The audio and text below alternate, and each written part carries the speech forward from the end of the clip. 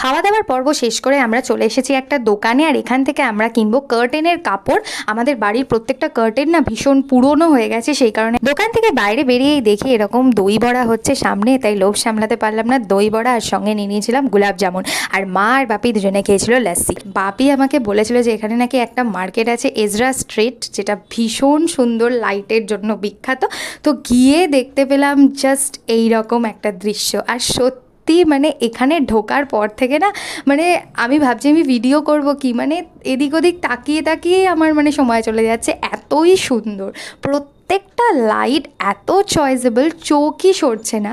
মোটামুটি সব রেঞ্জেরই এখানে লাইট রয়েছে, 1200, 1400, 800, 900 সব রকমেরই আছে। আর ভীষণ সুন্দর প্রত্যেকটা লাইট, মানে একদম ঝাঁ চকচকে যেটাকে বলে। তো যাই হোক, সেখান থেকে আমরা মোটামুটি একটা লাইট চয়েস করে নিয়ে এলাম বাড়িতে। আর আজকের ভিডিওটা এত পর্যন্তই। Thanks for